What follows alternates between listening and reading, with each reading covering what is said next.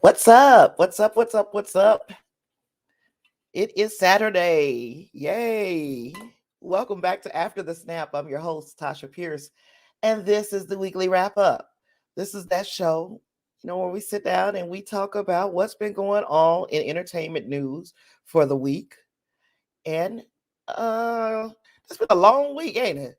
I just got an email from Angus. Well, yeah, I just got the email a little bit ago from Angus, and he was asking, "Hey, did you see that interview that Joss Whedon did?" And I'm like, "Okay, was that this week?" Yeah, that was this week. That was at the that was at the beginning of this week. It seemed like so long ago. So while I don't have a lot set up to talk about the Joss Whedon interview, we can touch on that. We'll also be discussing Spike Lee. He's being honored. Then we've got the huge Star Trek news week that it has been. It's been a lot going on as far as Star Trek is concerned. And also, among other things, Daredevil has dropped back into the top 10 of the conversation on Netflix. What it do, Davina? How's it going? So yeah, we got a lot to discuss, a lot to chop up. And yeah, I guess I'll just jump right into it so we won't be here forever and ever and ever. Because forever is a long ass time. But yeah, we got a lot to discuss. Because that Joss Whedon interview, it truly it blew me away by how this man just keeps putting his foot in his mouth. We'll get there.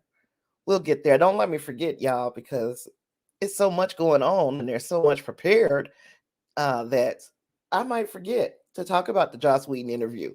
But hopefully I won't. Hopefully you guys won't let that happen. What'd you say? What'd you say? You said, is it way better than last week or way better than last week as far as the news is concerned?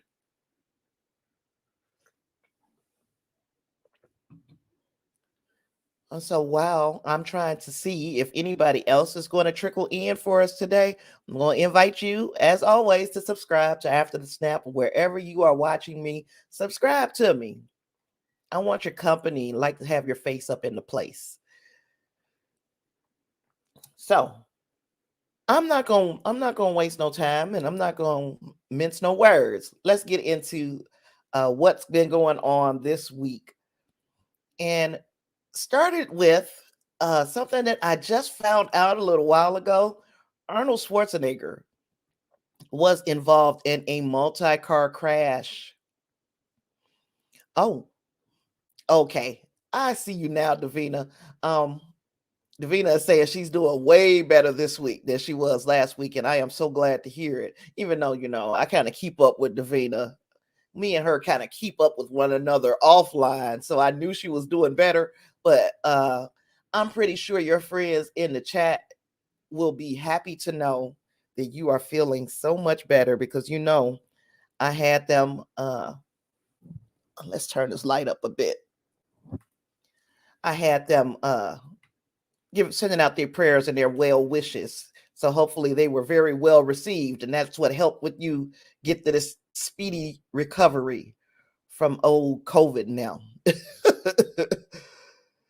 uh, let's see. Arnold Schwarzenegger was involved in a multi-car crash today, and at least one person was injured. That one person wasn't Arnold Schwarzenegger. So that's the good news. But yeah, there was a lot of damage to the vehicles that were involved. He obviously being involved in the accident as they were surveying the damage that was done, he was seen to be standing outside of his vehicle. So it appears that he is doing well, but we know he's 74 years old. And what you might not feel today might hit you like a ton of bricks tomorrow. So we're hoping that Arnold Schwarzenegger continues to be okay, even though he has been involved in this accident. But that was just something I felt like was worth mentioning to you all, but the accident seemed to have been very, very serious. How about letting me make this a little bit bigger so that you guys might be able to see the graphics. So yeah, that was the first little piece of news, and I just, now that that's out the way, if nobody has anything to add to that, I'm gonna move right the heck on to the next thing. And the next stories, I figured we get them out the way. They are the sad stuff, okay? This is the sad stuff that we're going to get past right now.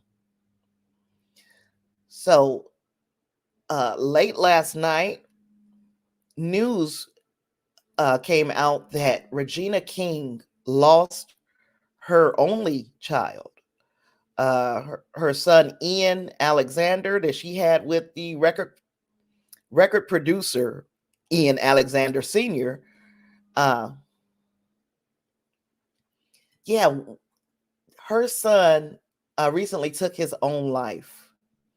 And while there is not a lot of details that have been released just yet about the situation, man, I cannot imagine. I can't dream or imagine being in Regina's position.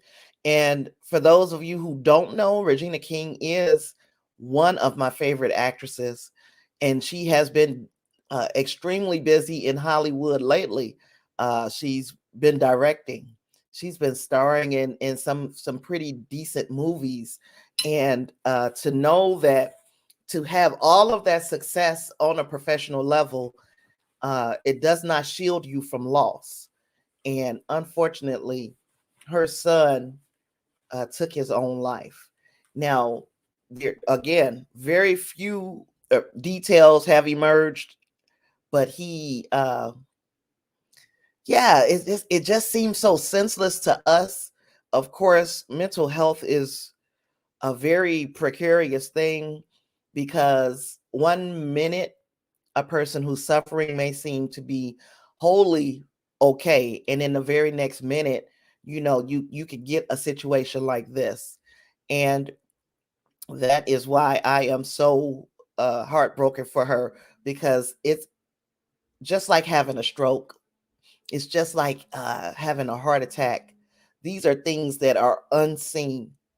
Uh, they can, it'll take you out without it being apparent on your outside. Mental health issues will. And I don't know what this young man was dealing with, but at this point, the family is asking for privacy to deal with the matter.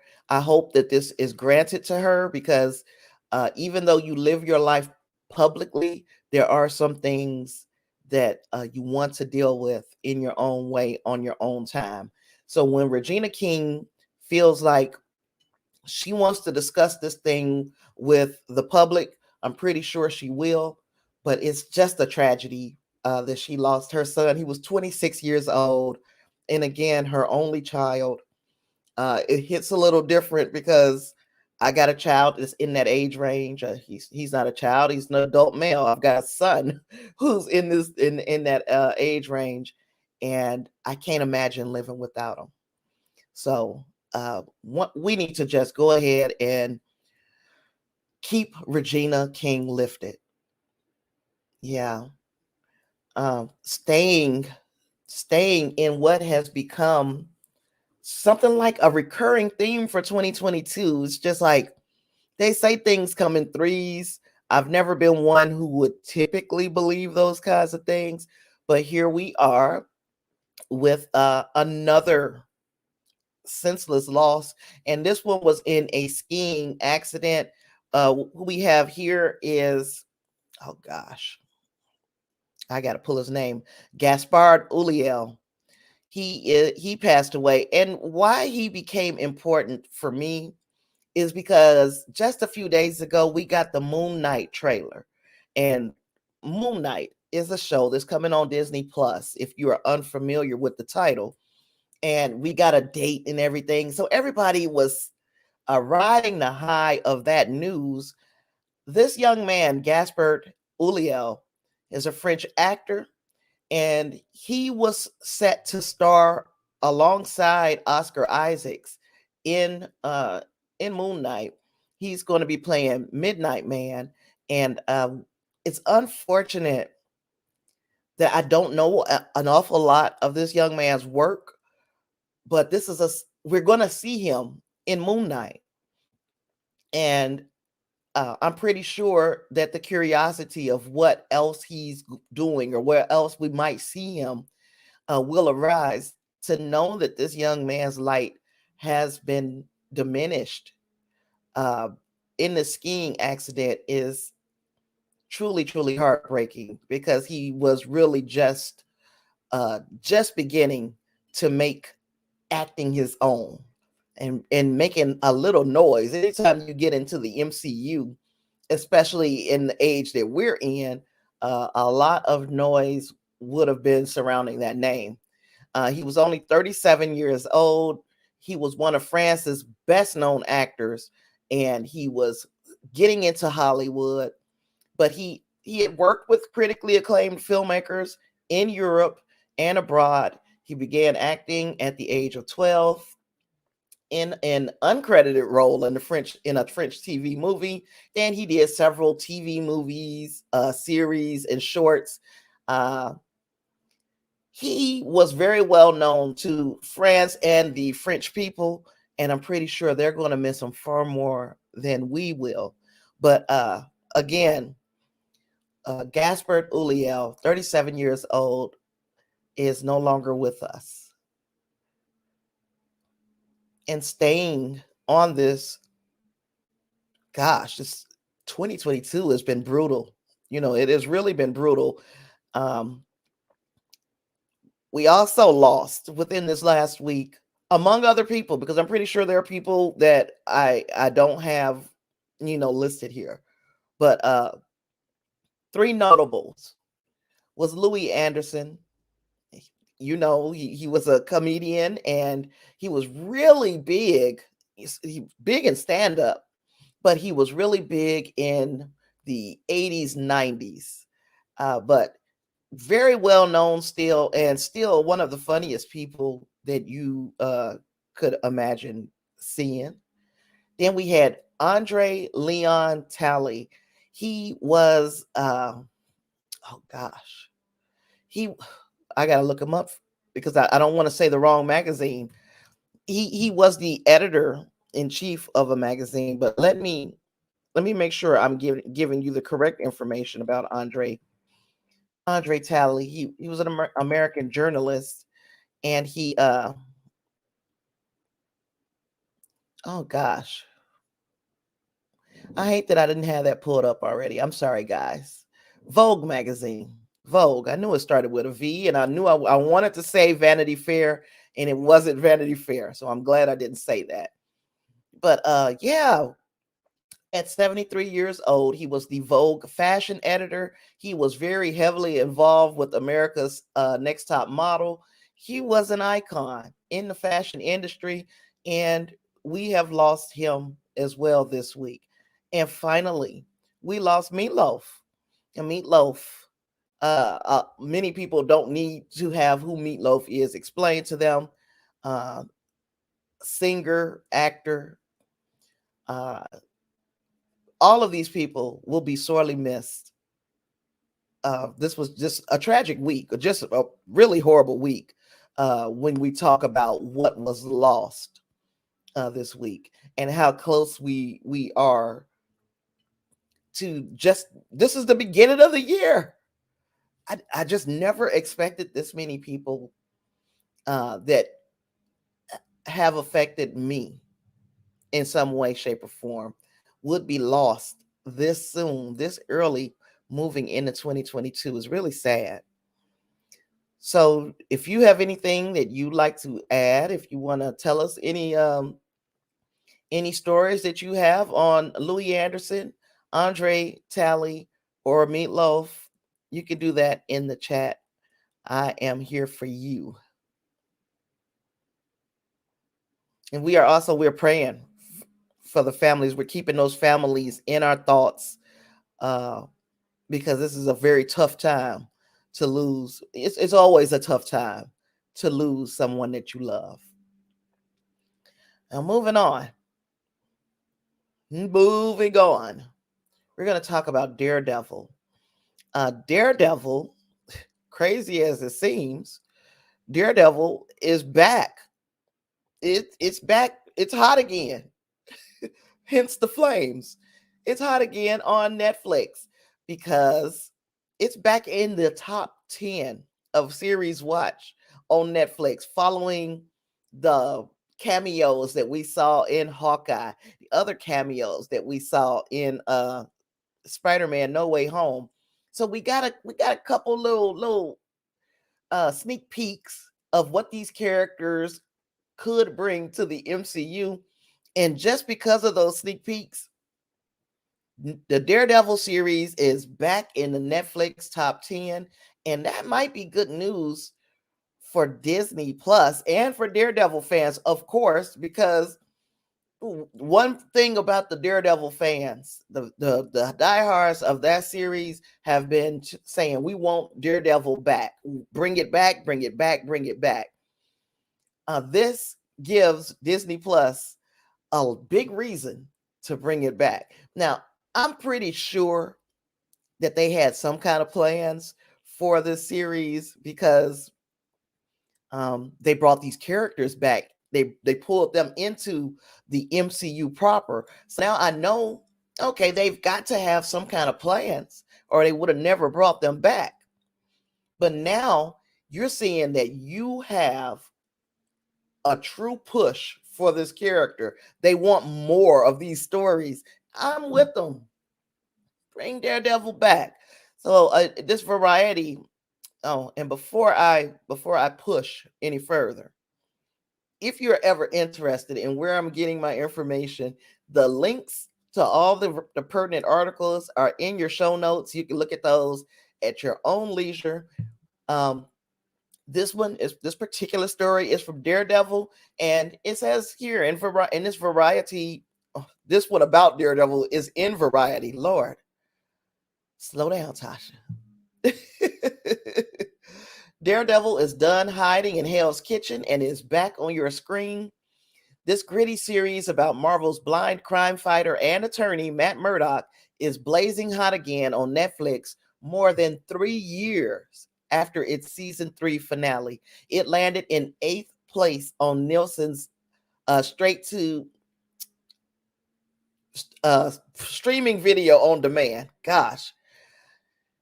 8th place in the top 10 list for original programs the week of December 20th through 26th. That is coinciding with Charlie Cox making that cameo in Spider-Man No Way Home, and also his arch nemesis, Kingpin, played by Vincent D'Onofrio. That one was, he was also unveiled as a big part of that Disney Plus series, Hawkeye, that came on that exact same week. So yes, those two characters being introduced in the main MCU has made that series hot again. Hopefully, Disney Plus is going to do right by its fans and bring that series back. I have a feeling, again, that Vincent D'Onofrio playing Kingpin in Hawkeye was not a fluke. It wasn't an accident. That they have plans for these characters. I can't wait to see what they do with them next. I really am looking forward to Charlie Cox coming back as Daredevil. Hopefully we'll see that in either that Echo show or possibly maybe the She-Hulk show. We'll see. And of course, we'll talk more about that as more information becomes available. And if you got an opinion on Daredevil being back in the Netflix top 10, let me know in the comments or the chat. That's a big thing too. For that show to make it back into the top 10, and I just went straight from my little announcer voice back to Tasha, right?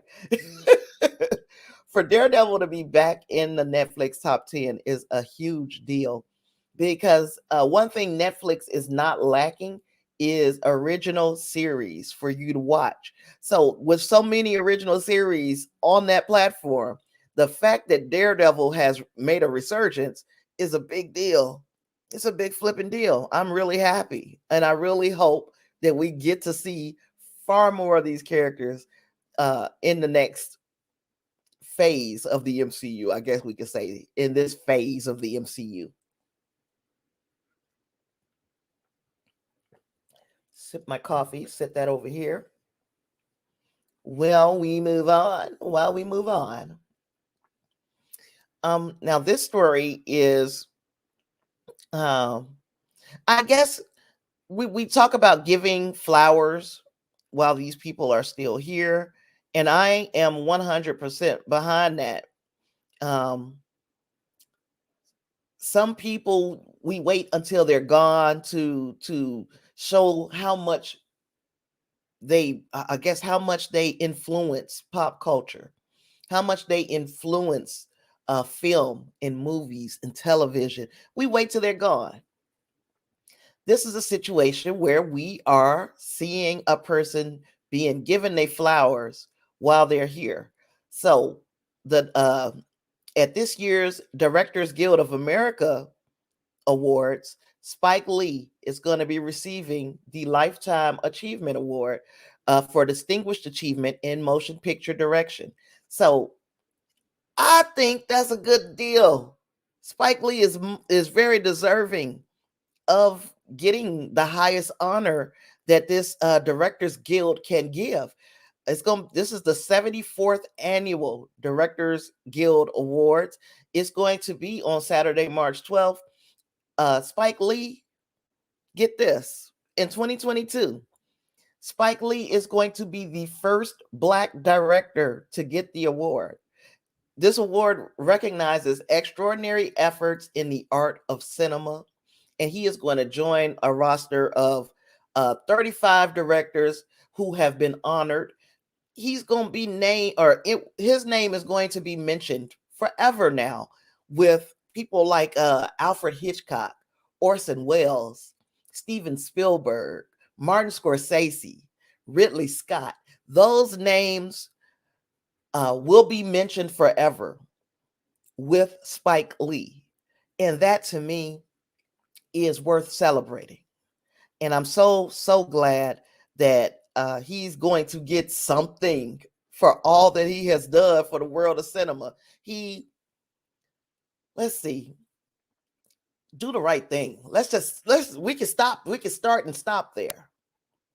Do the Right Thing was a masterpiece of cinema. Of course, it didn't get the critical acclaim that it should have gotten because it was such a big movie to me.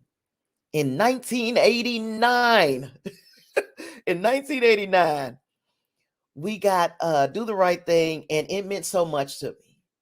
It was an awakening. It was going to the movies first and foremost and seeing an entire cast that you can identify with, that you understand what they were feeling. You understand the life that they were living looked like yours.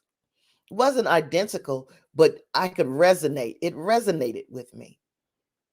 And to go to a movie on the big screen, see something like that, hear the music that we were listening to. This wasn't heavily we say a heavily orchestrated score. This was a soundtrack for that movie. So yeah, Do the Right Thing. Obviously, it meant an awful lot to me. Then we had Black Klansman, and then all the stuff that happened in between. He had a signature shot. And if you've watched a Spike Lee movie, you know what this shot is. It's a double dolly shot.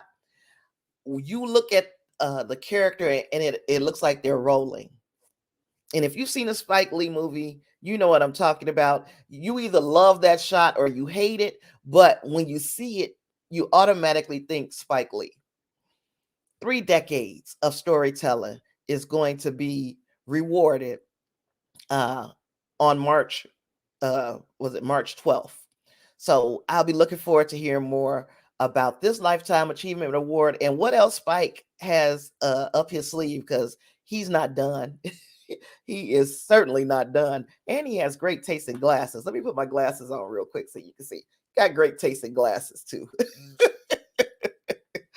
All right. Moving on.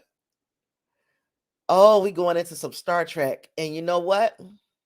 I don't have not one of my diehard Trekkies here. Not one. But we got some great news. We got some great news this week about Star Trek. I'm going to take a chance and try to play this trailer for you guys as well. But we found out that in the Star Trek universe, of course, you see all of the different shows that these are just 5 of the shows that we have in the Star Trek universe. The Star Trek universe is boldly growing where no Star Trek universe has grown before.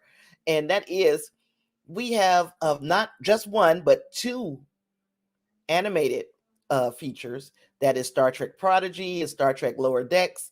We still have the live action Discovery. We got Star Trek Picard returning, and we got Star Trek Strange New Worlds. This is a perfect, beautiful, excellent.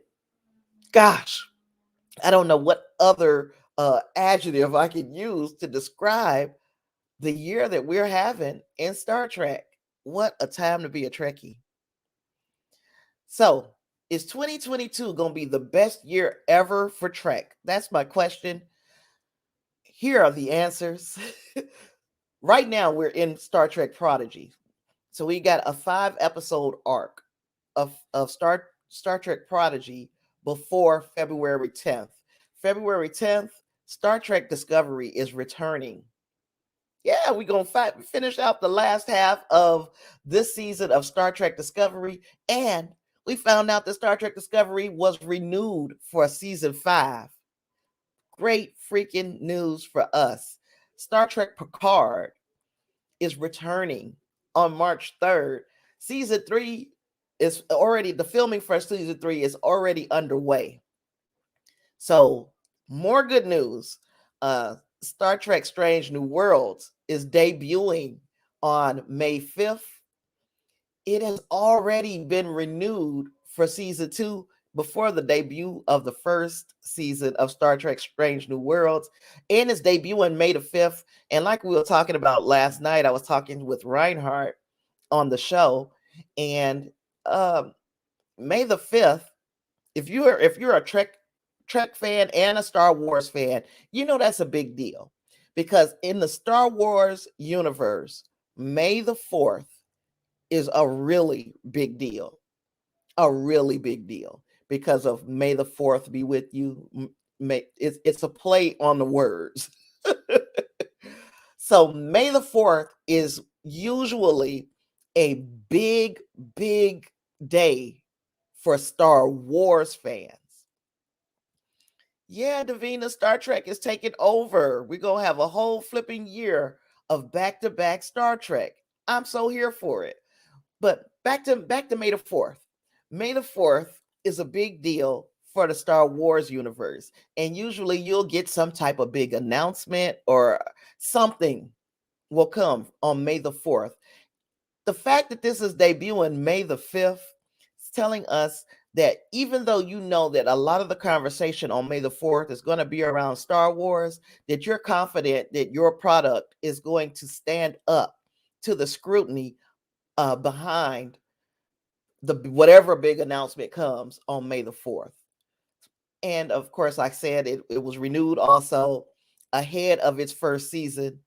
It's renewed for season 2. Then we got Star Trek Lower Decks. It's returning in summer of 2022.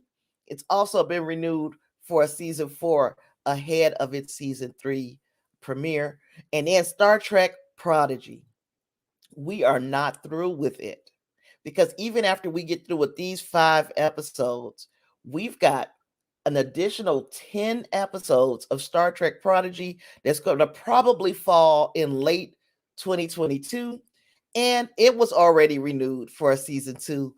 Star Trek fans, we're winning. We're winning. So yes, I do believe that 2022 is going to be the best year ever for Trek. Not a bad time to get into Trek. Wink, wink, nudge, nudge. So it's not a bad time to get into Trek. But for those people who have been along for this ride for years and years and years, this right here is music to our ears. A whole year with something new in Trek coming on, unprecedented. And I'm going to tell you, just like we were talking last night, Star Trek fans know that after the original series went off, it was some 20 years before we got the next Star Trek kind of series, and that was the Next Generation. And then from there, we were eating good. We were getting one every couple of years. We would get a new series. We went from Star Trek The Next Generation to Deep Space Nine to Voyager to Enterprise, and then radio silence, except for the movies. But radio silence for I can't remember what year Enterprise went off, but it was at least 14 years between Enterprise ending and us getting another new series in Star Trek Discovery. And of course, like all Star Trek, the fandom was divided. The fandom is always going to be divided. That's just the nature of people. But then we got, believe that was in 2016 that we got Star Trek Discovery. Might have been 2017. We got Discovery, and then to think that here we are in 2022 and we got all of this. We got this slate coming because we stuck with the franchise and we have been rewarded for that. So I'm super excited at where Star Trek is going, and of course where it's been, but definitely where it's going. Now, Star Trek Picard is returning on March 3rd. Excuse me. And like I said, season 3 filming is underway. Was it last night? We got a trailer.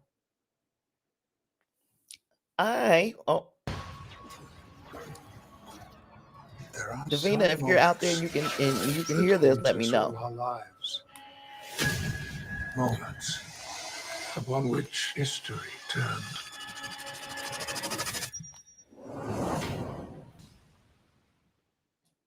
If that don't make you excited, I mean, really, it looks good. The trailer really, I'm not just saying this as, first of all, I love Patrick Stewart, just like I love him so much. Like, he brings my little heart so much joy. So it's not just because I love Patrick Stewart and I've got this affinity for him, Whoopi Goldberg, and the work that they do, period. Okay, so there's that. But the freaking trailer looks spectacular.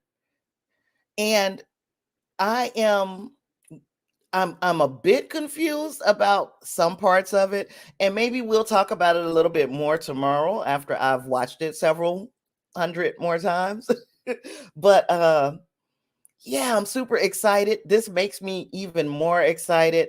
We're just having a freaking unprecedented time to be Trek fans, and I'm telling you, Star Trek is far more than just pew pew pew, because I like the pew pew stuff. I like that. There are stories, there are arcs, there is growth, and there is so much for so many different types of people in Star Trek. I truly hope that if you've never watched Star Trek and you just never watched it, you never gave it a chance, I say give it a chance. I'm always going to say give it a chance. Another thing that was not listed on my previous slide here for Star Trek, there is a podcast. It's like an audio story that they're going to be telling called No Man's Land, and is going to be following Seven of Nine and Rafi, their little exploits. And I am also a big fan of just listening to things. I don't need the visuals. I can listen to a story and get enthralled and pulled in. So I'm really looking forward to that podcast as well. Hopefully it gets an audience, gets the audience that it deserves, because I truly great. This is a freaking great time to be a Star Trek fan. I don't know what else to say. Oh no, I don't want to listen to you again. I don't want to listen to you again, Picard. But yeah, I'm very excited. Um, there was other Star Trek news as well. Oh, I know what it was. The other day, I jump on Facebook from time to time, and I jump into some of these Star Trek groups. I don't do it too often. Just want to see what other people are saying sometimes. And this particular day, I jump into this group. I had the name of it the other day, and I don't know what it is today. Fuck it, I forgot. But anywho, I jump into this group and I see that everybody is complaining. There was a post where a person was like, "How dare Discovery go on hiatus?" And when this is a short season anyway, we used to get 27 episodes. Now we're only getting 10 or 11 episodes. Why do they need a mid-season hiatus? And blah, blah, blah. And they were like, especially when there are only 11 episodes in this season. Now, if you don't remember, there was a few weeks back, I was trying to figure out how many episodes were in season 1 before this hiatus. And how many episodes were in season 4 before the hiatus? I looked, and I think I looked in Wikipedia, and there were only 11 episodes. So I was like, boy, it's only 11 episodes. So when they come back, they got to come back with their feet on the ground. They got to come back running. Well, it turns out that was wrong. And the way that we found out that there were more episodes is in this thread of people complaining about Star Trek Discovery. Wilson Cruz, who plays Goldberg in Star Trek Discovery, Wilson Cruz jumps into the conversation, and what he said was like, look, there is a lot that goes in to putting a series like Discovery together. That's in a normal year. A lot goes into it, and far more goes into post-production. So they stopped shooting in August, he said. We wrapped shooting in August. They had from August until, what was it, December? August until the end of November to continue to do post-production on these episodes. They didn't finish them all. And of course, so you take a hiatus so that they can finish, because they're doing this stuff in some crazy conditions. This is a pandemic. It's hard to do in normal times. It's even harder. Is the situation has been compounded in a pandemic. So he gave us that little piece of information, and I was like, okay, Goldberg, give it to him. But then he also said, and by the way, there are 13 episodes in this season. So of course, they didn't have the entire episode number. I don't know how many the entire episode slate wasn't made available to everybody. So there are really 13 episodes. So we still have about half a season's worth of episodes left coming on February 10th. Another thing, I didn't know this. Now maybe other Trekkies knew. I didn't know Mary Wiseman was pregnant.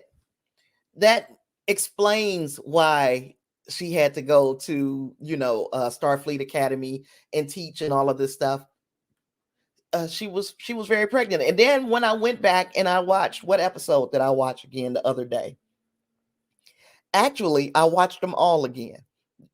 When I hurt my back again, if you didn't know. So I was telling Davina earlier, I started sleeping on the floor because it was making my back feel a little bit better. And I just laid on the floor and I watched all of season 4 over again. And now, once I watched it again, I could see it. I'm like, oh yeah, she's pregnant. She's obviously pregnant. I don't know what the heck I was thinking. So yeah, so all of that, I went on a Star Trek tangent, but I'm telling you, this is a great time to be a Trekkie. We got so much more on the other side of the hiatus, but I'm still locked into Star Trek Prodigy because we got another stellar episode of Prodigy the other day, and I think I've watched that episode now 4 times, and I'm probably going to watch it again. I really loved it. Found myself crying in parts of it. Just one part. Yeah, I found myself in a little bit of tears. A little tear came to my evil eye. But anywho, if you got anything else on Star Trek, you can leave that in the comments. I'm geeked. There's nothing but death is gonna keep me from my Star Trek. And staying in the stars. Man, it's just an amazing time to not just be a Trekkie, because Trekkies, it's not just an amazing time to be a Trekkie. It's an amazing time to live in, period. We are going to get some really good big innovations over the next couple of years. And let me see. Why did that go away? I got to reshare my screen. Sorry. Sorry. There it is. Okay. What we're getting is the world's first space-based entertainment studio. Let me throw my glasses on so I can make sure I'm reading this correctly. It's going to launch in 2024, or it at least is expected to launch in 2024. It's going to be the studio behind a Tom Cruise space film. So of course, something as over the top as a space entertainment studio would have to be built, and of course, Tom Cruise would have to be part of it. So the world's first space-based entertainment studio and multi-purpose arena is to launch in just 2 years' time, and has been revealed as the studio behind the Tom Cruise space film.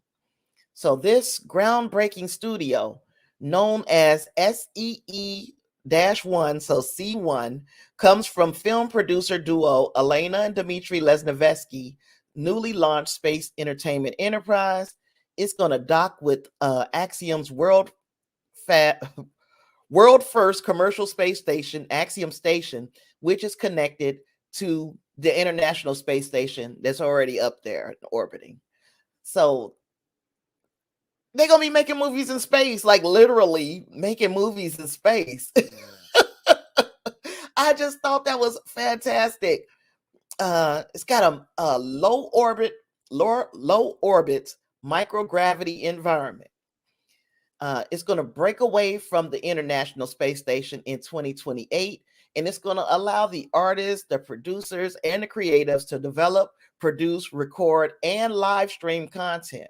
Now, the Space Arena is also going to provide the venue and production infrastructure for third-party content and events. So, meanwhile, C, as it's being called, has been unveiled as the production outfit behind Tom Cruise's space film, along with Elon Musk's SpaceX. That's also involved in this project. So it is being separate from the Mission Impossible universe, but we got a Tom Cruise movie gonna be filmed in space. I can't believe what this is what we are at. This is what we can expect in what, 2 to 4 years. Let me see, what year did they say this movie was coming out? the thing is going to open in 2024, the space center. So that's 2 years from now, and it's going to break away from the International Space Center or space station in 2028. That's just a short 6 years from now. We are seeing the groundwork being laid for us possibly being a real Star Trek type of society. I hope that this is where we are headed with this thing. I hope it is not just pure capitalism, even though that is a possibility, that it is just pure capitalism. But I really am looking forward to seeing what they do with this space station. And uh, will other studios use the space station to film movies / shows that are supposed to be set in outer space? It's exciting to me. So science fiction entertainment has inspired millions of people around the world to dream about what the future might bring. Creating a next generation entertainment venue in space opens up countless doors to create incredible new content and to make these dreams a reality. That is what the chief operating officer of this space station, I'm trying to remember the first name. I got the last name is Johnston. But that is what he is saying about being out in space, the potential that a space station to film movies holds. I really hope that we see ourselves moving into a brighter direction with knowing that the limitations are boundless with this type of technology. So let me know what you think about them putting a freaking space-based entertainment studio out there in orbit. Let me know what your thoughts are on that. And then, oh gosh, you guys, and I know that sometimes I'm a little wishy-washy when we start talking about sequels. Sometimes I love sequels, sometimes I hate them. I can be brought on if the sequel is done well, if it's not just a cash grab, Matrix Resurrections. If it's not just a cash grab, if it's not just beating us up with nostalgia, if it has a story, a real good story to tell, I can get behind a sequel. But there's a big old but. Big old but. I don't know if we needed these sequels. I don't know who asked for a sequel to A Christmas Story. Of course, the name of the show is A Christmas Story, so I'm going to guess, I'm going to go out on a limb here, I could be wrong, that the story is going to be coming out around Christmas. But in the Christmas Story sequel, the same young man, he's not a young man anymore, who played Ralphie, he's going to be in it. I don't even know what he's done since then. But yes, he's going to be in the sequel for the Christmas Story movie. He's also, and then also, just in case you didn't have enough sequels, they're doing a sequel to the Aristocats. Now, the Aristocats, it's been a long time since I've even thought of that quote unquote movie cartoon. It's been a long time since I thought of it. But they bring in a sequel, and it's gonna be live action. So you're gonna have some freaking alive looking cats out there doing all the stuff that we saw the Aristocats doing in the animated features. I got Aristocats over here with me already. These two cats, Grudge and Grogu, in the next room, they are Aristocats. I don't know. I just don't know if we needed a live action series a live action movie of the Aristocats. And if those cats are like talking and their mouths are moving and all of that, I'm gonna be afraid of those. I think those cats would scare me. Of course, I'm interested in it simply because I like to put it on the TV and let my cats watch it. And then possibly as well, I'll have my my little grandbaby. Gosh, grandbaby's supposed to be here in end of July, beginning of August. Uh maybe that'll make me want to watch it. I don't know. Let me see what D is over here talking about. D said, geesh, a sequel to Christmas Story and Aristocats. Yes, the dang on cats, they getting a sequel. They coming back. They coming back. They see some money that could have been made, and they like, oh, there's some new kids. If they tell a good story, I'm here for it. I'm not here for that Christmas Story sequel. Not at all. If you feel differently, I would like to hear about it. I am not the least little tiny itsy bitsy bit interested in what in what other story they could tell. They did a good job with A Christmas Story. We didn't need another. I'm not looking forward to another. I hope I don't sound mean. Let me see what I had here. Now somebody just this is very rude. I'm sorry. But I'm trying to make sure because I did like I said, I did talk to Angus earlier, and I didn't know if he was sending me another email because I miss emails sometimes. Lord, I get so bad about it. I get so bad about emails.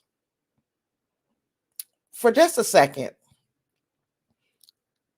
what you say? Let's get a sequel to Thundercats. Well, I'm not going to say that they're going to do a sequel, but they had already done a series, an updated series of the Thundercats. And to be quite honest, I really did I liked the updated series that they did. A lot of people was not taken to the new Lion-O and Shatara and all of them. I wouldn't be surprised if they tried it again. If they tried it again and they had a real story to tell and all of that, I'd be here for it.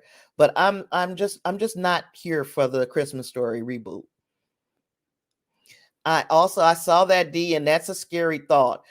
I saw that there are talks about an Equalizer 3. And they've come to Denzel about it. And the thing is, and he said he would do it. He said he would do it. Denzel Washington I'm pretty sure he can get back into game shape and all of that stuff. But Denzel Washington is an older man, and I just don't think that he is convincing in these kinds of roles anymore. I think he would be more convincing as a mentor of that type of kind of mercenary. I'm not. I wouldn't be convinced. 67 years old. By the time this movie probably got put together and came out, he would probably be 70. Not saying that the man don't look good. Of course, Denzel Washington is still fine. He's still fine, but he is not convincing me that I couldn't outrun him if he started coming after me, or if he tried to shoot me, or whatever. I think I got just as good a chance as Denzel. Well, D says she here for it. She's ready. She want to see Denzel, old ass, still beating up people and and blowing shit up. I ain't gonna say I wouldn't go see it. I'm just saying it's just I'm not gonna be convinced. It would take a whole lot for me to be convinced. I hope that he would be training a younger mercenary that could keep this shit going. Once Denzel say I'm about to sit down for a little while.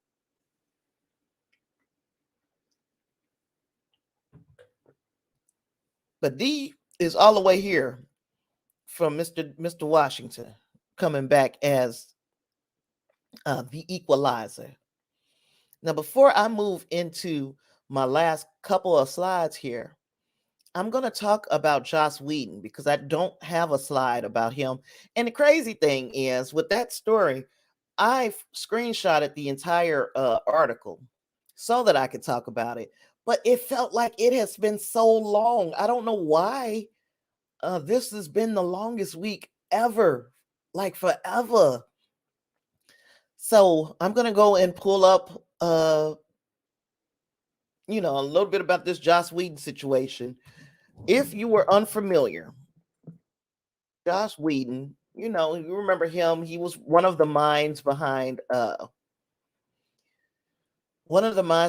Buffy and Angel and that little Buffy verse. He was the main mind behind that. He also gave us our first Avengers movie, which was fucking fantastic. He was also regrettably behind the reshoots for the Justice League, which didn't turn out so well. He, of course, when Buffy and all of those shows were out, everybody was like, "Oh, he's for feminism. He writes strong women characters," and everybody was Joss Whedon, Joss Whedon, Joss Whedon. Joss Whedon couldn't do no damn wrong.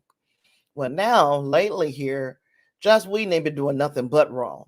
He has rubbed a lot of people the wrong way.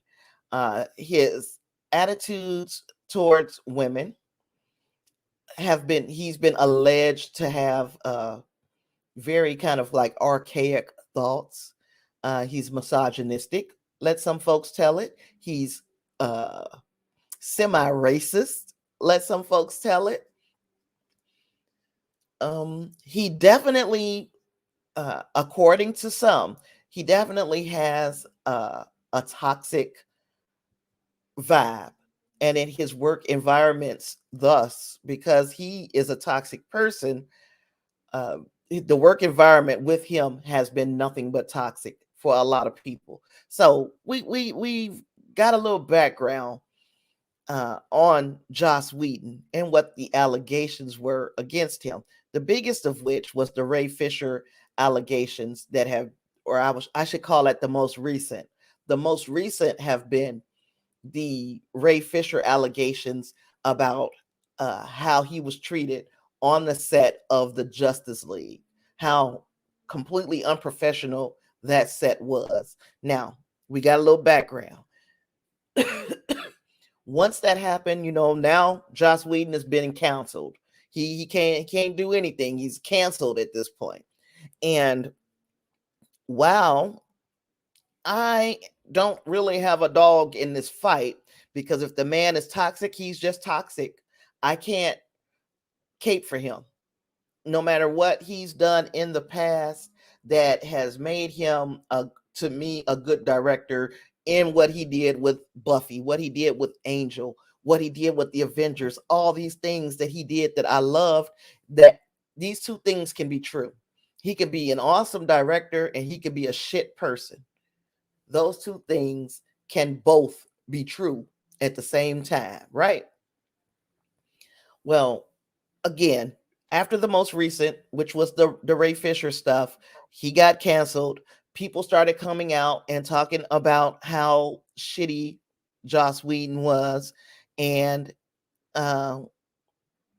let's just talk about the interview that he granted with Vanity Fair. Now, one of the things about Vanity Fair magazine is that if you don't subscribe to their magazine, like a paid subscription, you can't just keep going back and looking at the article.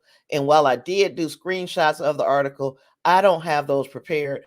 I am going to talk about things as reported by another media source, because I can't pull up the original interview.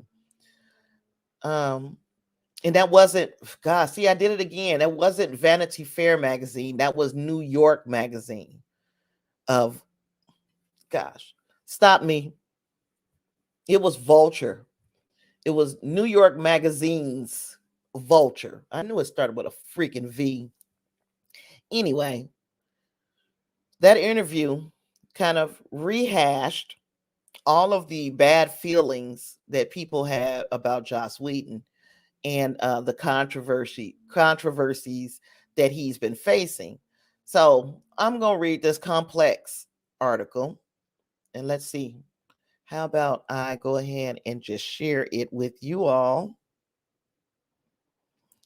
so you can see what I'm talking about.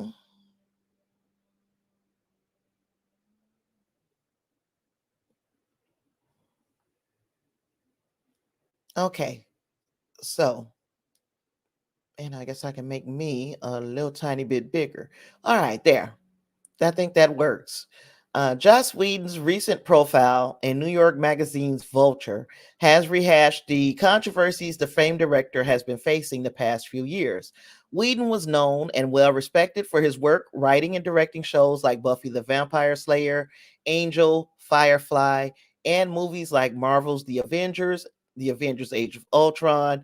But all of that came crashing down after actors and staff he had worked with came forward and uh, excuse me while I block this person, came forward with stories of abuse and mistreatment that they dealt with while working on his sets.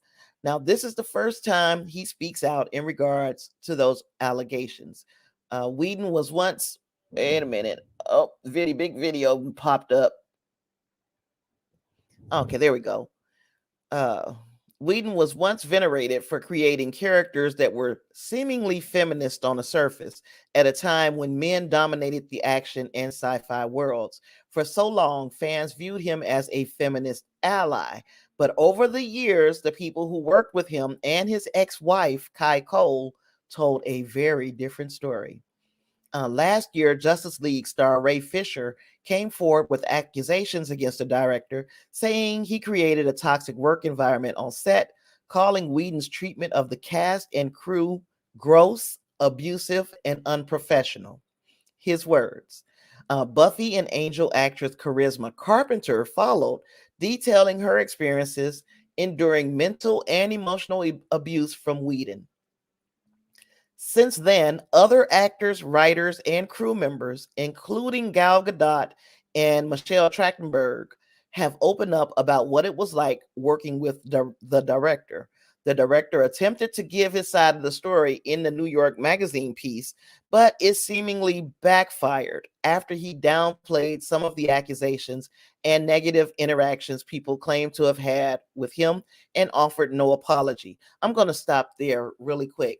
Um, every time the interviewer brought up an accusation that was made against him, Joss Whedon found a way to backpedal, deflect, and then move on. Again, never admitting fault, never admitting that he had ever done anything wrong. He never apologized. So, of course, that's going to be a huge problem because when it's almost as easy to just say I'm sorry, if this is the experience that you had working under me, I'm sorry I contributed to that experience for you. Therefore, if there are people who didn't have this experience, then you're not saying, hey, I was like this with everybody. If you were like this with just certain people, I'm sorry that experience was had by you. Like you had that experience and that I contributed to it. That's it. That's all you have to say. He couldn't. So, but Whedon's history of reportedly body shaming, making threats, and bullying have cast a shadow on his contributions and has shifted the way some people look at his previous work. Here's everything you need to know about the allegations against Whedon and everything that has happened since. His ex-wife, Kai Cole, has spoken out about Whedon. That happened in 2017. Now, Kai Cole, of course, is part of the problem in some ways, but in other ways, basically, Joss Whedon was just a shit husband. He had a lot of affairs, and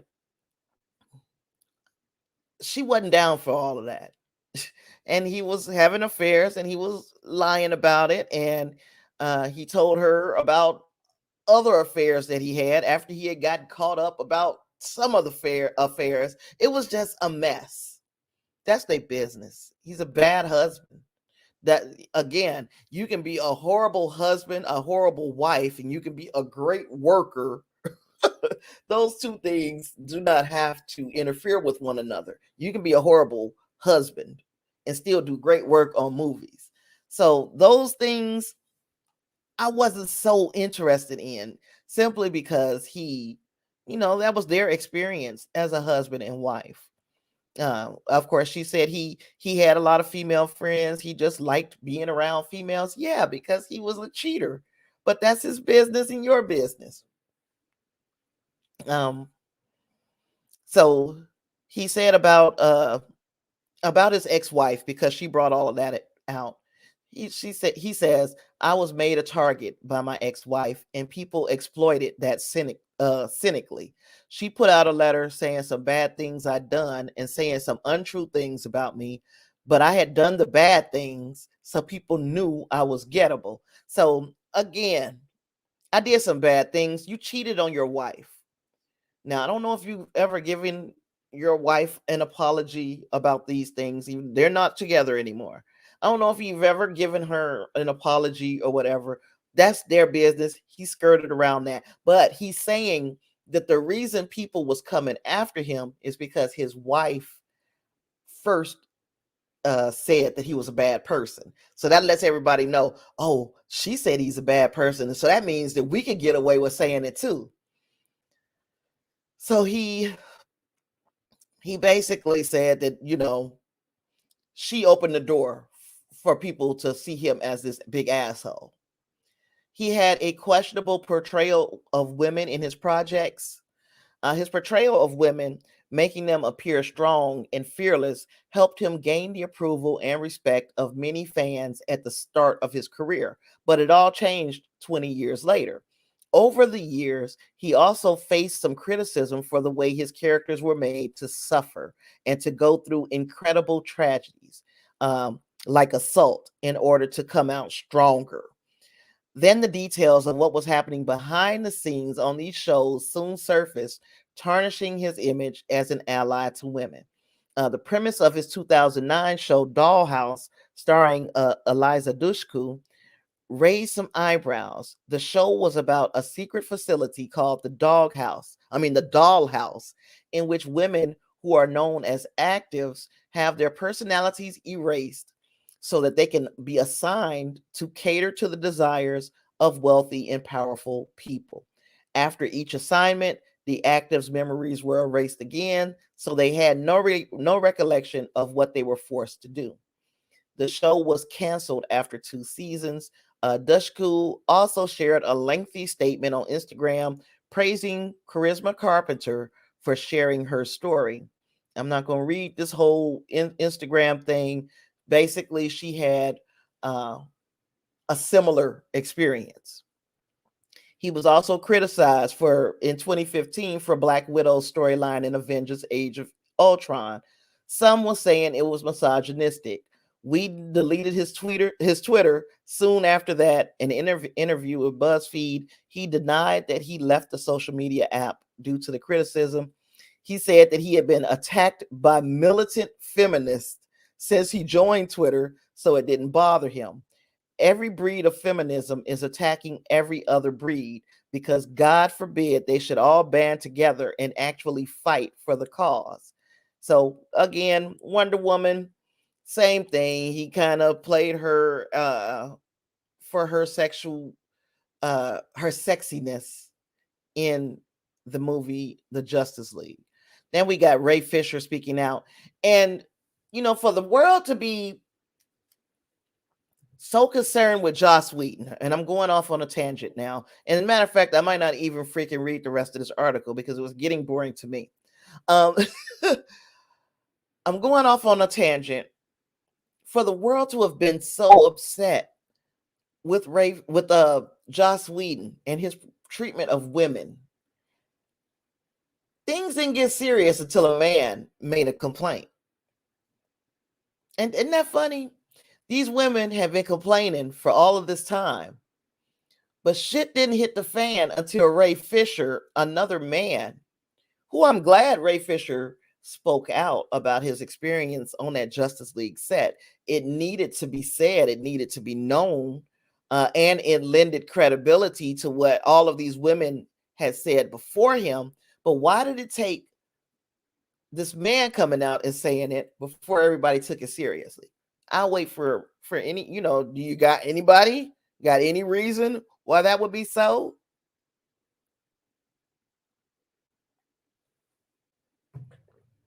We think that we're in this we've got equal footing in this world, but it's true.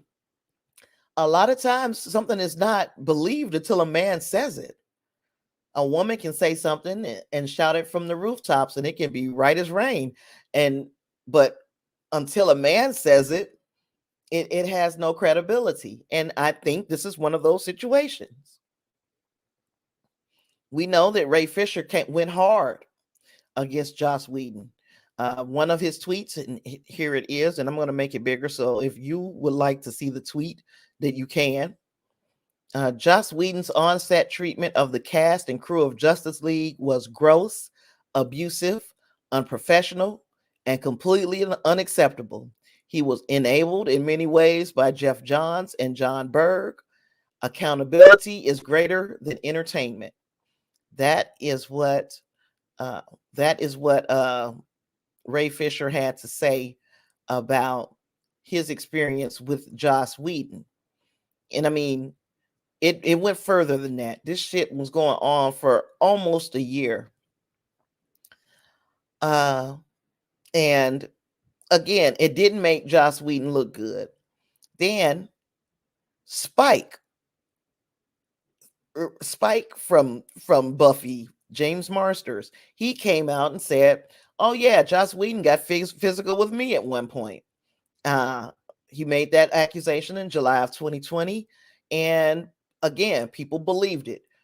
Charisma Carpenter spoke out about Joss Whedon's cruel treatment, and she said that he fired her after she got pregnant. So the Buffy cast and crew continued to speak out. Again, it wasn't just one person.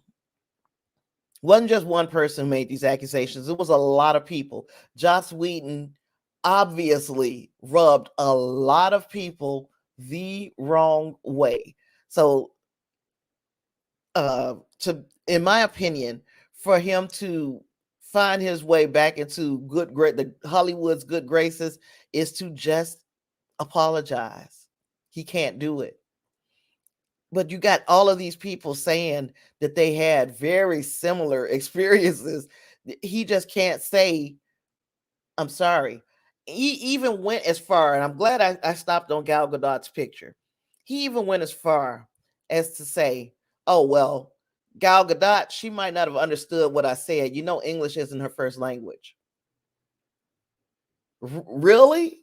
So you're saying that if I'm threatened, I know it, no matter what language you're speaking.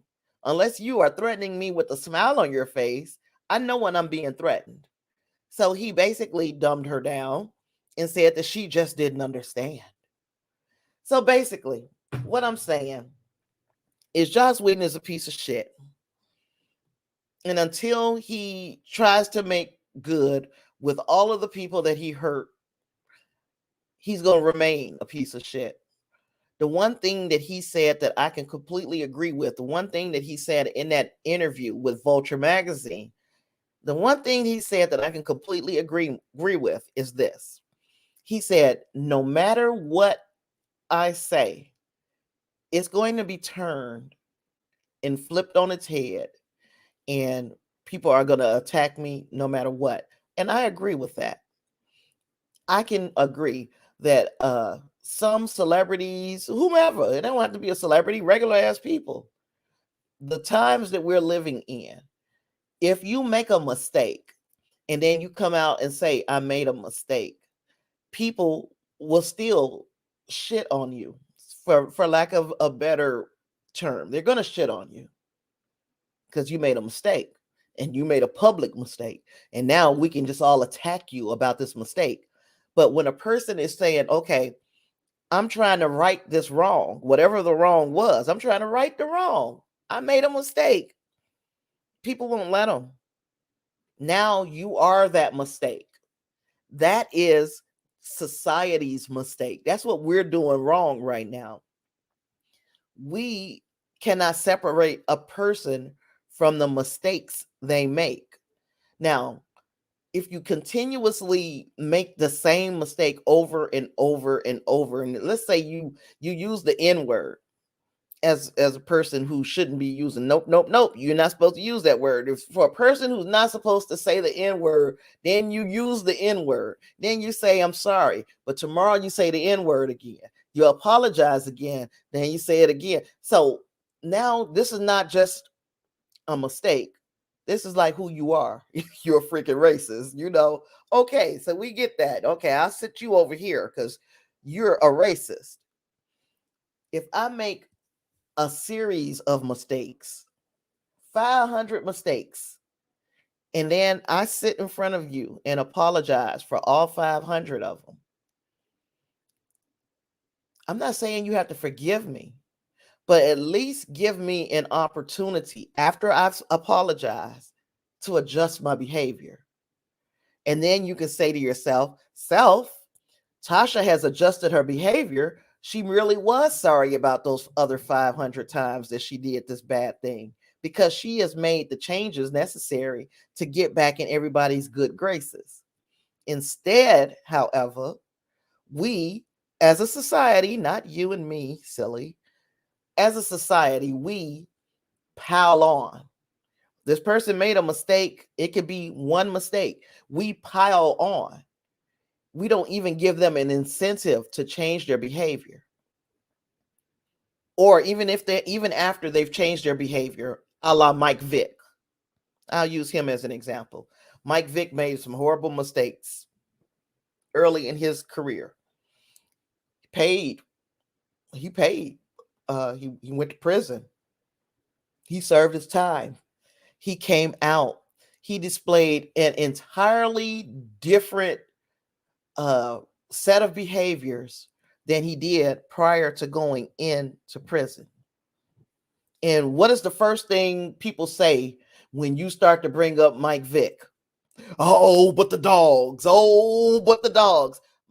But he apologized for that. And he's changed his behavior. And he's done all of these things to protect animals since then. But to this society, not all, but a majority, a great number of people only see him as the biggest mistake that he's ever made publicly. They won't forgive him. That's all they see is the dogs. Now you can complain and fight to get killers out of prison. You can fight to keep killers from going to prison. But you can't get past Michael Vick and them dogs. So I get what Joss Whedon is saying when he says that no matter what he does, he's going to still be eaten alive. But you got to make the moves, sir. You can't just think that everything is going to be gold if you never even hold yourself accountable for the shit that you did. Forget what everybody else is going to say. You hurt some people. So if you hurt people, it's in your best interest to say, I'm sorry to them. And then move through the rest of your life like you really are sorry. That's what I'm saying. Joss Whedon, yeah, you was right. These people are never going to let you live this shit down. But you can at least apologize for it. You've already paid kind of a price. You've lost some work. You already paid a little bit of a price. Now we just got to get you to say the words. I'm sorry. Have I gone on long enough about Joss Whedon? I think I have. I think I have. You guys get the picture. Joss Whedon did an awful lot. And he made a whole lot of good TV. And I can't mess with it until you say you sorry to these people, man. Unfortunately, that's one thing Davina and I were talking earlier. That's a problem that I have, is like it's not a lost cause, but it is a situation where I feel the pain that you put on other people, Joss, and I can't support you knowing that you hurt so many people and you still can't say I'm sorry.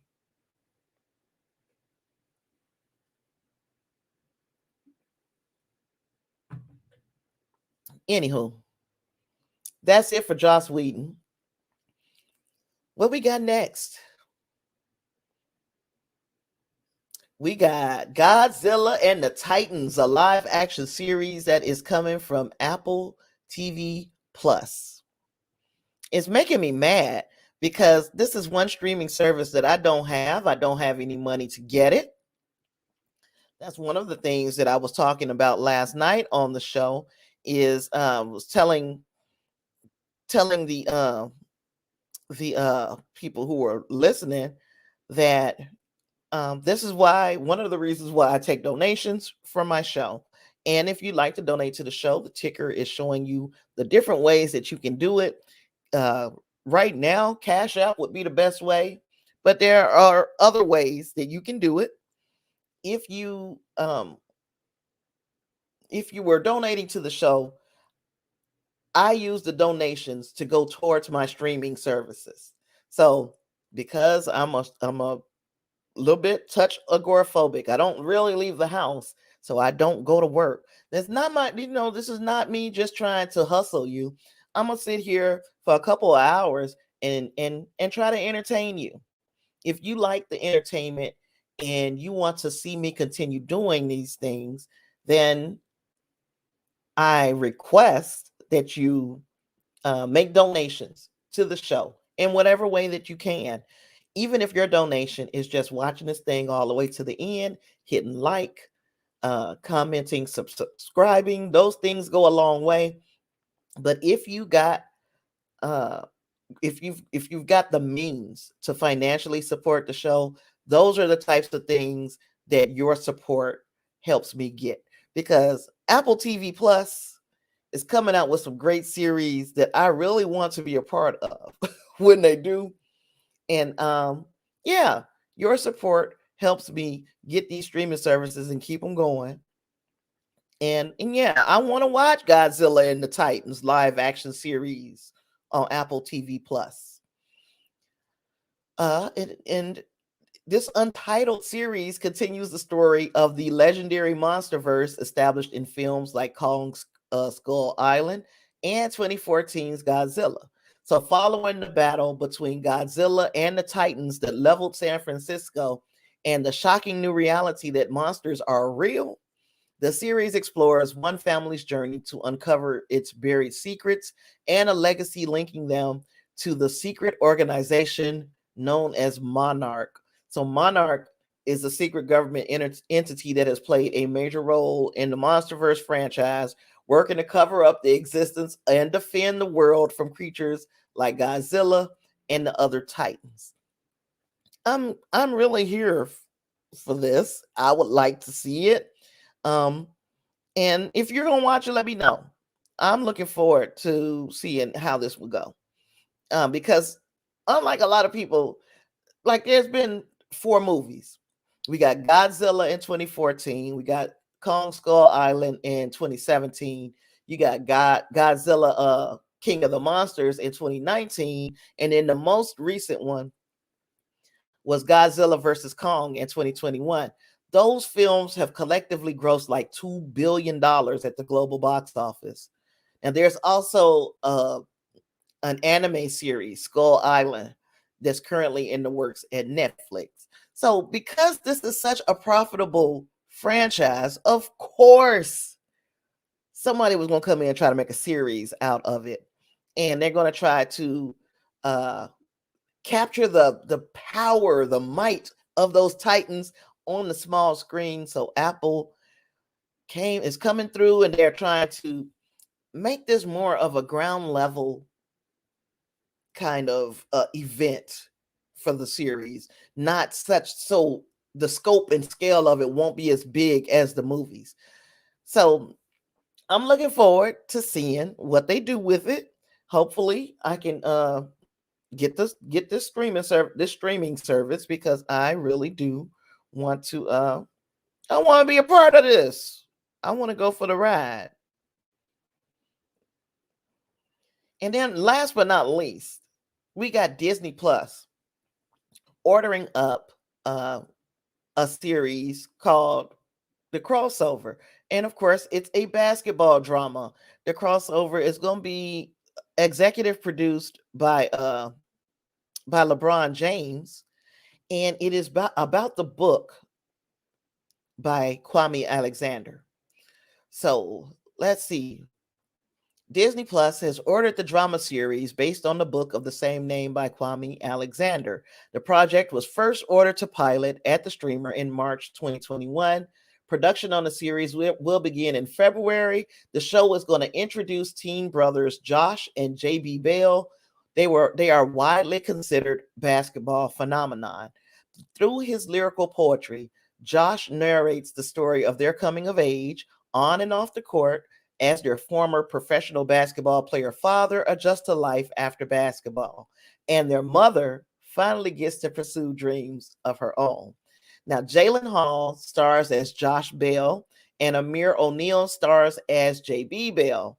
The series also features Derek Luke as Chuck Bell, Sabrina Ravel as Crystal Bell, and Skyla Alice as Alex. So there are a lot. I guess this story would kind of put you in the mind just a little tiny, itsy bitsy, tiny bit. It kind of made me immediately think about the Ball brothers, and those names are sort of, the last Ball, Bell. So it kind of made me think of Lonzo and Leangelo and what's the other Ball? LaMelo. Lonzo, Leangelo, and LaMelo made me think of those, the Ball brothers, and hopefully these characters are nothing like that family. I don't see anything wrong with the boys. I just can't stand their daddy.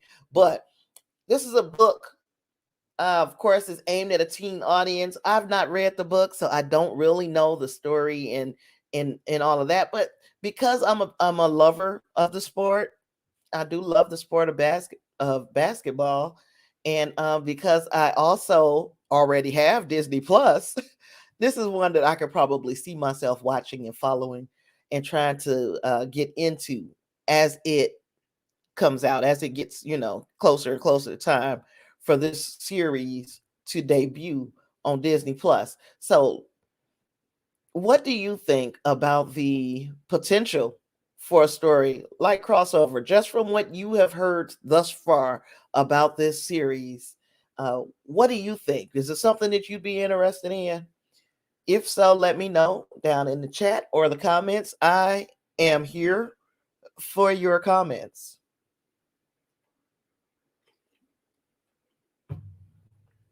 And before I bounce up out of here, I do think I need to. Okay, I did the Joss Whedon interview. I didn't forget. Spider-Man, the box office. No other big release came out this week. So Spider-Man, of course, retook the number one spot from Scream. And now Spider-Man is back on top of the box office. It's getting rather redundant. Except it is still breaking records. It's still, I won't say it's breaking records, but it's still making records. Oh, Dee says she's with the basketball series.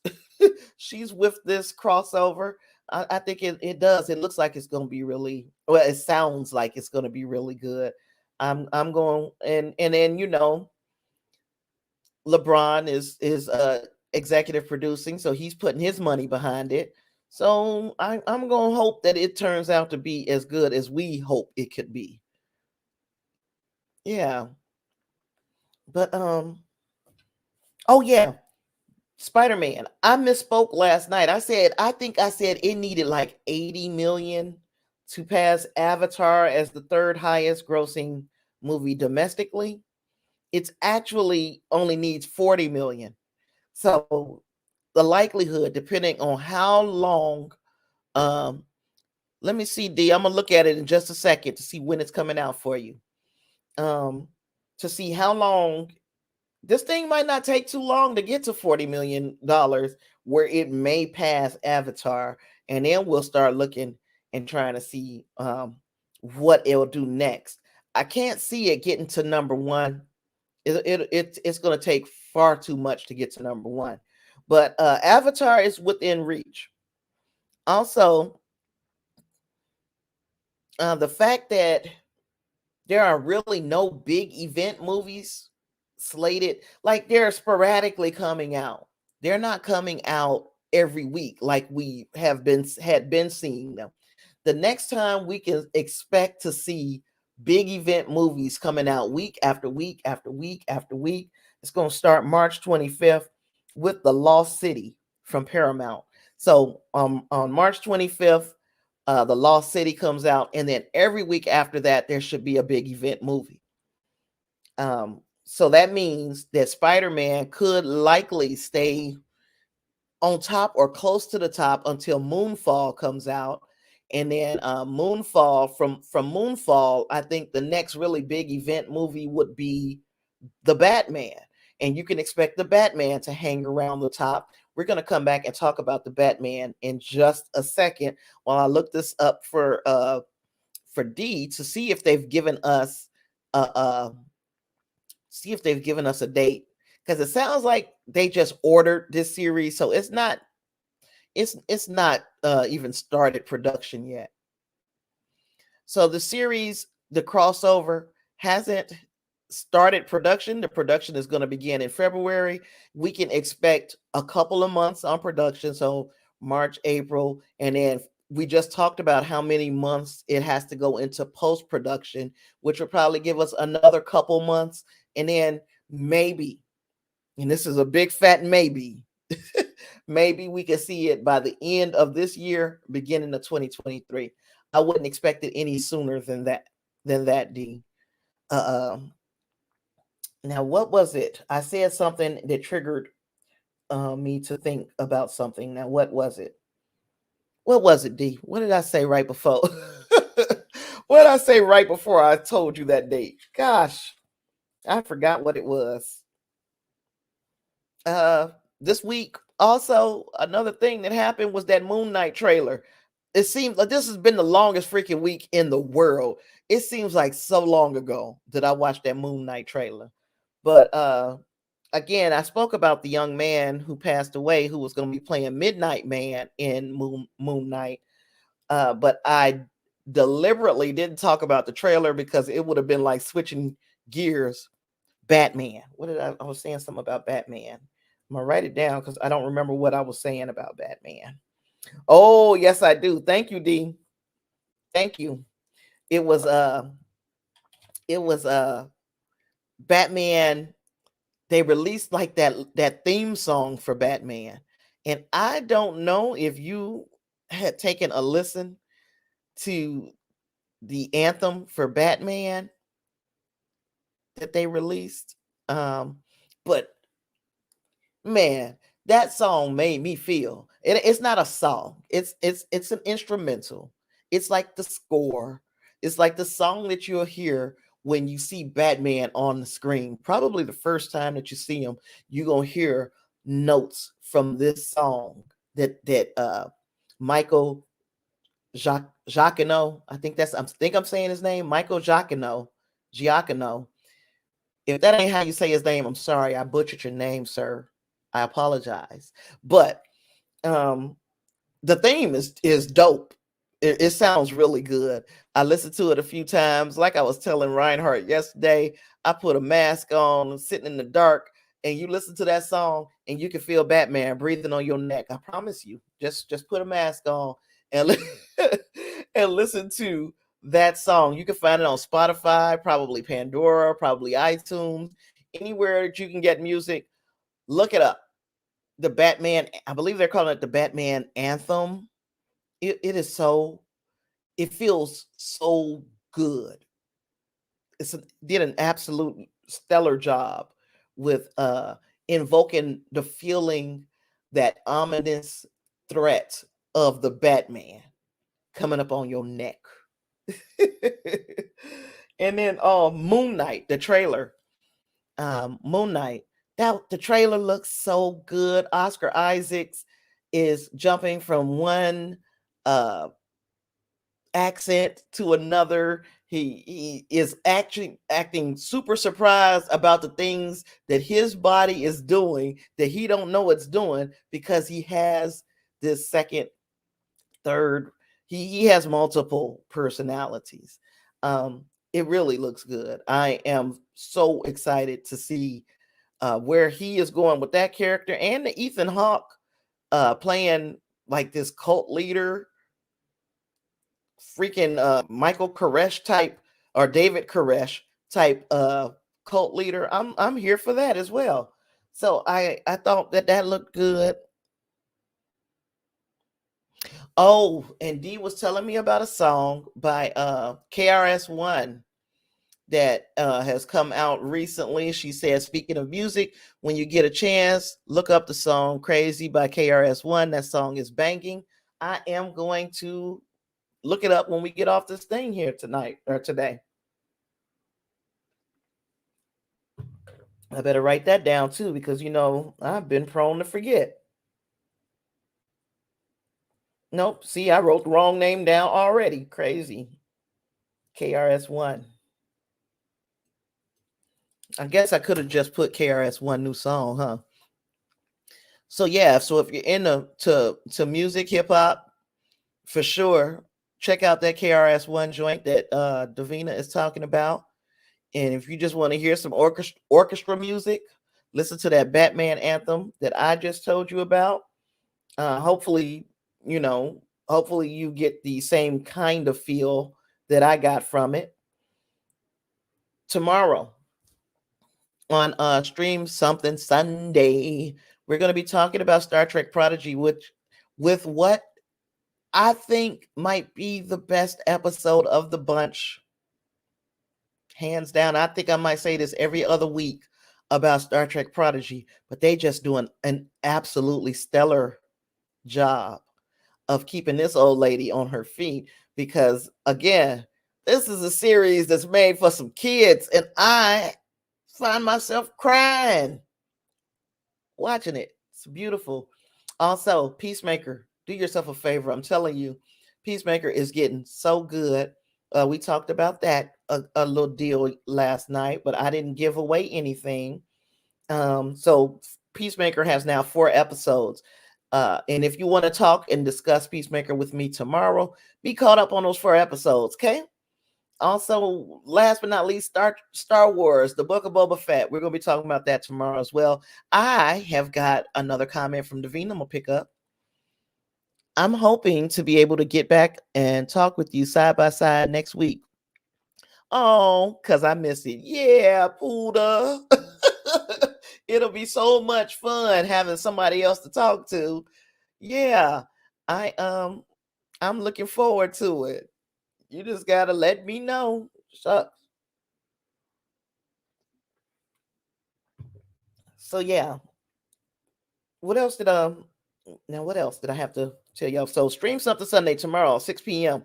Be there, be square. And again, I was talking about doing something different with Stream Something, which is I wanna watch some shows, but we're gonna give them three episodes. And if them 3 episodes they don't hit us well, y'all can vote that show off of Stream Something, and we'll pull something else in. Because I was looking and I wrote it on my whiteboard. I don't have it here in my notes. So I don't remember exactly what shows. I know Bel Air was one of them. Like Bel Air is coming on Super Bowl Sunday. So that is February 13th. Then we also have Raised by Wolves, which I have been watching. And let me tell you, that's a fantastic series. If you're in now, see, and let me put the caveats on there. If you're into kind of apocalyptic sci-fi, if you're into that kind of sci-fi, where the premise of this series is that there are 2 AIs, a male and female AI, and they have been sent to another distant planet to raise some human children, to start a human colony on this distant planet. And the what they were escaping from Earth is a religious kind of movement. There was a religious war, and the religious people, now everybody had destroyed Earth with their religious fighting. Now they are out in the stars. They are also looking for a new planet to colonize. What I have witnessed so far in this series has been so spectacular. I highly recommend it. I really want season 2 of it, which begins on February 3rd.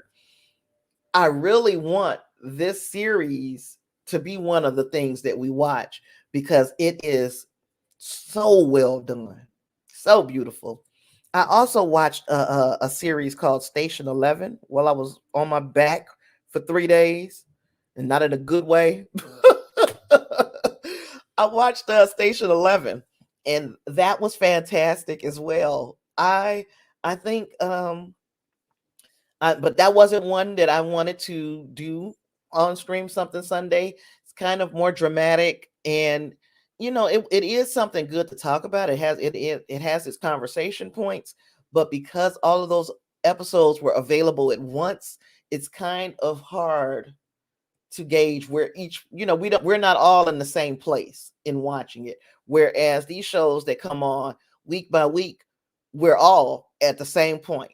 I can't be any further than you if you've watched all the episodes, if you're watching week by week, and thus we can discuss it on the same level. Station 11, everything dropped at once, and I watched through it really quickly. It was really, really a good series. Another series that I had been into was one that was on Netflix. Now, what was the name of it? It was some kind of colony. I can't remember, but I haven't finished that one. That one is moving a little slower for me, so it's gonna have to catch me real quick, or I'm gonna have to let it go. But it has also a high concept sci-fi kind of idea to it. Then I watched a documentary. Was it last night? The night before? The night before last, I watched a documentary on Netflix called The Puppet Master. And I got mad. What it was is this man, he was a con man, a British con man. And the things, he had these people really believing that he was like a M15 agent. And the thing is, it's like, this didn't happen like decades ago. This didn't happen prior to the internet. This happened in like the 2010s. I'm like, how the hell does this happen to y'all? How do y'all let this man talk y'all into giving him all your money and moving around the way these? It kind of made me mad at white folks. I'm not gonna lie to you. I'm just like, I know that anybody can be scammed. A lot of people can be scammed. But if you want to get angry at some people for being the victim of a scam, watch that show. Which show you talking about, D? Because I didn't talk now. I done talked over a bunch. You said you saw that show and you added it to your list of things to watch on Netflix. Which one were you talking about? You got to be talking about The Puppet Master, huh? The Puppet Master. I watched it. I was so upset by the time I finished that because I'm like, how does man get away with this? This is some shit. This couldn't happen. Yeah, it had to be The Puppet Master. Girl, watch that. It's slow. It's a slow documentary, but I guess it has to be a slow documentary for the slow people who were in this documentary. The way, there was one man, one of the victims' fathers. Man, I was like, this man right here, he could be MI5 or MI5 agent or whatever. He could be one because he put the work in to find his daughter. When I tell you that man did everything, he did some real spy stuff to find his daughter. I was like, now see, him I can get behind. The rest of these people, I can't understand how y'all let this man talk y'all into this. But again, it starts slow. It's never like they just come out and say that, hey, I just want all your money and want to ruin your life. It starts slow and then it builds up. So maybe once you're in this pot of boiling water, you don't feel it. I mean, this pot of water starts to boil and you're sitting in it, you don't feel the water getting hotter and hotter around you. And they were in hot water and didn't even know it. Davina said, it sounds like it's just like American Greed. I love to watch these shows. And yes, I ask myself the same thing. How can you be bamboozled like this so many times, but it's entertaining? But this is the difference. Like American Greed will give you an anthology. So each episode is telling you a different story. This is just one documentary.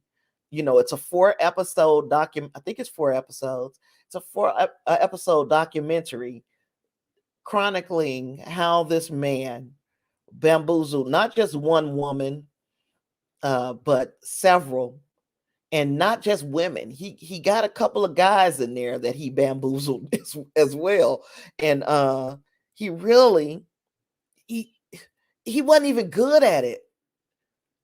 I think I honestly believe that even though, of course they niggle at your mind slowly when they're coming in and doing these kinds of scams. But I think I would have started to see that this is a scam, because even when I'm going to let you watch it, I don't want to spoil how the scam went. We know that they get scammed, but I just need you to see the how. And then you tell me, especially if you're going to be with me next week. Let me see. You said next week, right? Yeah. If you're going to be with me next week, maybe you can tell me how you felt about the puppet master and what he put those people through. Because I'm telling you, I was really upset. I was mad. It's the same way I was mad about I watched LuLaRich. Now, if you know what LuLaRoe is, with those ugly leggings and that sort of thing that women were selling, and they were, using it as their step into entrepreneurism. They were selling the LuLaRoe leggings and all that rest of that little ugly clothing. But it was literally any if I can get my mouth to do what I want it to do, any of these multi-level marketing endeavors is a scam. It's a scam. At some point, the earning potential is zero, because so many people on the bottom level you're all selling the same stuff, and it's too many of you on the bottom level. There's no way up. If you came in at the beginning and you're at the top of this quote unquote pyramid, even though they hate for you to say pyramid, when they draw up their business design and how you can move up, guess what it's always in the shape of? A god dang on pyramid. It's a pyramid scheme. But anywho, it's a legal pyramid scheme though. So these people that's selling this LuLaRoe, they did a documentary about LuLaRoe, and the name of it is LuLaRich, and I believe you can find it on HBO Max, if I am correct. That is worth a watch as well, because that is a scam that so many people get caught up in. It's like it's a real. It sounds good, and of course you want to become rich and drive the pink Cadillac or the white, whatever kind of car they're giving away that you end up having to pay for.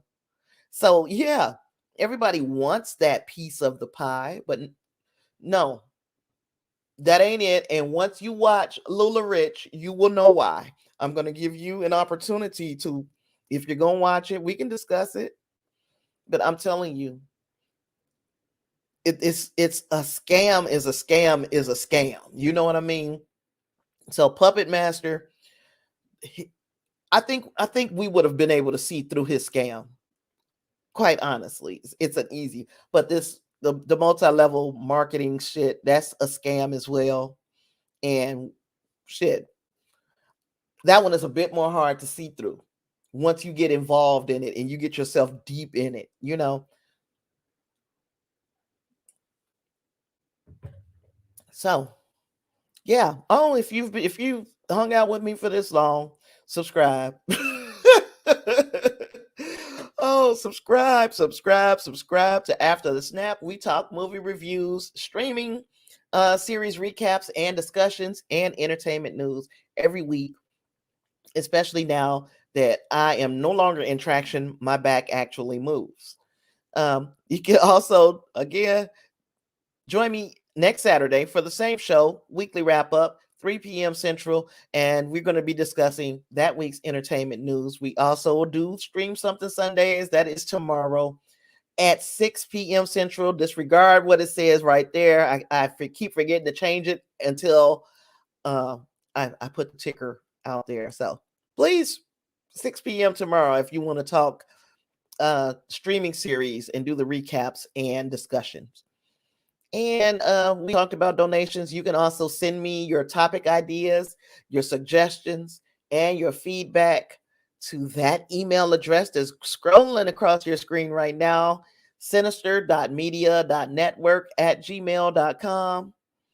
You can also become a patron. If you love me, support me every month. You can do that at patreon.com/Tasha Pierce. Pick a tier, any tier, and I will be ever so grateful. And yeah, and then tomorrow, if you choose to join us tomorrow, it's all spoilers all the time on Stream Something Sundays. So if you step into that arena, know that you are in a spoiler-filled zone. Is that it? That's all. I think that's it, y'all. I don't have much else. I guess I'll talk to you tomorrow. It's always hard saying bye. I don't know. It's a little awkward. I can't just say bye. So I just say